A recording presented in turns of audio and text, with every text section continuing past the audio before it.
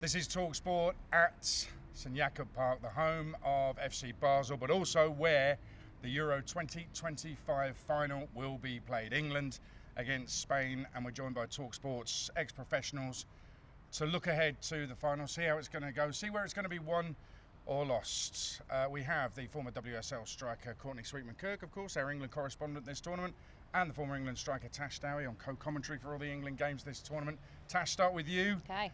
Should we start with our kind of predictions? They're usually at the end, but have we got a heart-ruling head situation here? My heart says England, my head says Spain. Absolutely, I think that's the case. I want more than anything for England to win and go and win it back to back. But part of me just sees Spain edging it, if I'm being honest. I just look at that midfield and we talk about where the game's going to be won or lost, and that midfield, I see Spain dominating it.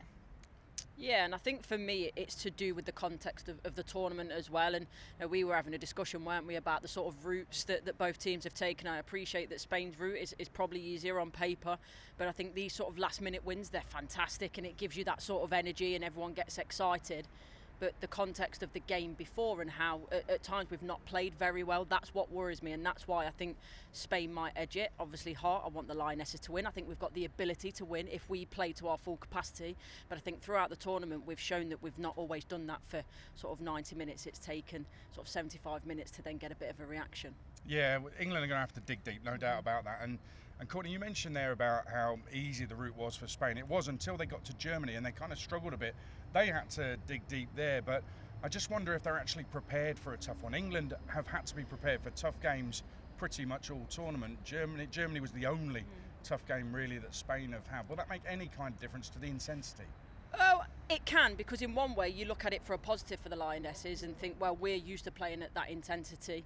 There's been moments where we've had to really dig deep and you think, well, Spain have only had to do that once, so are they prepared to do it again? I suppose the flip side of that is we've had to do that quite a lot. So physically and emotionally, what type of demand has that taken on the players that have had to do that more regular than Spain, that potentially might come in a bit more relaxed and a bit more in a better physical condition?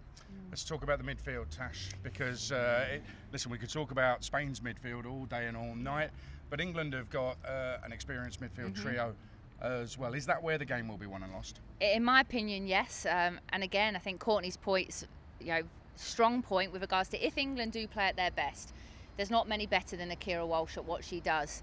A fit Stanway, and I think that has been the problem, and I think I take my hat off to Stanway and how she's actually got herself into the 11 and back in this tournament, having missed 5-6 months of the season.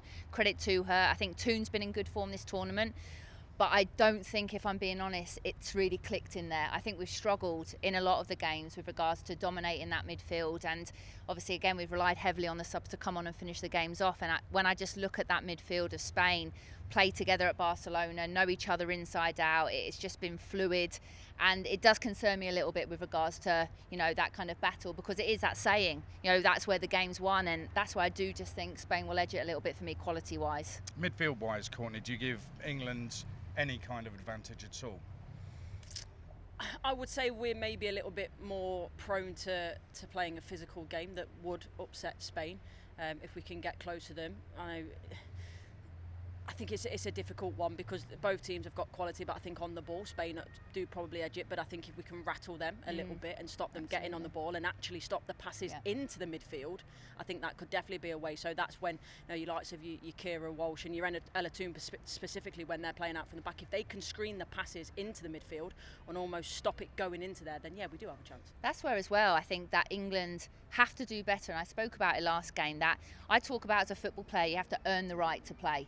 You have to almost, first 5, 10, 15 minutes, play ugly, unrattle them, kind of similar to what Italy did to England. I think we need to do that against Spain, I really do. And that's not saying England aren't as good as Spain, but actually they are going to suffer. Spain a better possession-based team. So actually I would love to see first 5, 10 minutes, big tackles going in, really shake that Spanish team, and then England have the players then that are good enough to start them playing the football. We talked about Kira Walsh saying they need to be braver on the ball, and actually they haven't done that enough this tournament. So I think Courtney's spot on. England absolutely can beat this Spanish team, but they need to be a little bit more streetwise, in my opinion, to go and do that. I would have to say, Courtney, that I watch a lot of football, and men's and women's football.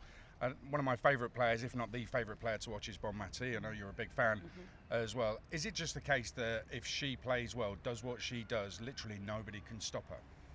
To a degree, because I think the issue with Bonmati is, and especially in that team, if you play a mark her and you put 1 or 2 players on her, it then leaves a gap, and maybe in a team that's not full of superstars, you can get away with that. But the problem is you've then got Patry, you've then got Pateas that then senses where the gaps are, the fact that 2 players are potentially on Bonmati, and then exploit that. So yeah, I think the problem is it's full of superstars. But for me, that back line for Spain is a problem. They play a high line and they're slow.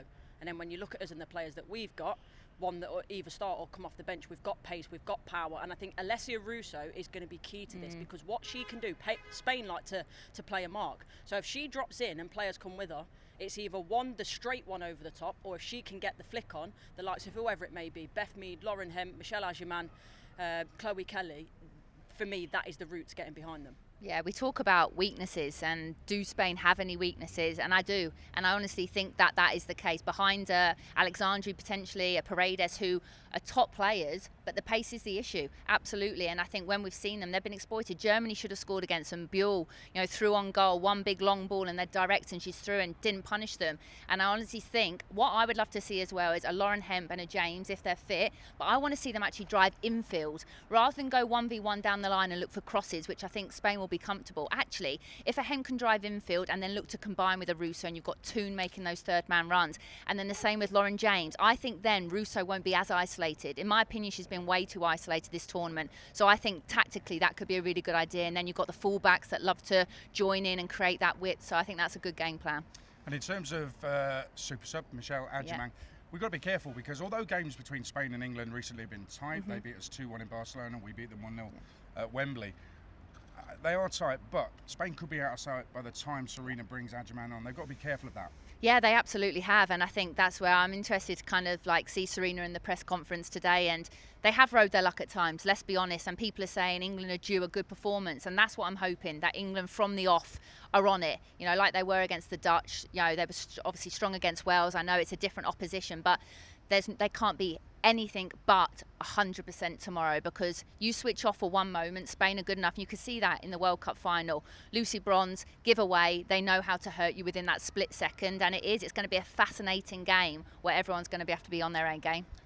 Quick question for you both. Courtney, first of all, do any England players get in the Spain side? Oh, that's a real tough question. I think you could probably say, you're looking at that back line where Spain are weak. I think you'd arguably put either Leah Williamson or even Alex Greenwood in there, because they also suit that style in terms of ball playing footballers that can play out from the back. The Honour versus Lucy Bronze one is quite interesting, actually, quite similar players, but you might edge Lucy on that. So yeah, I think there is the potential for sure. But yeah, it's an interesting one, isn't it? Yeah, for me, I would go Russo. Absolutely put her in there. I think she's more prolific than an Esther. I'd even go a Hemp, her pace and her dribbling ability. The midfield is where I would struggle. I don't see anyone getting in that Spanish midfield. And a Hampton potentially as well, in goal. And I'm going to make a big point as well here.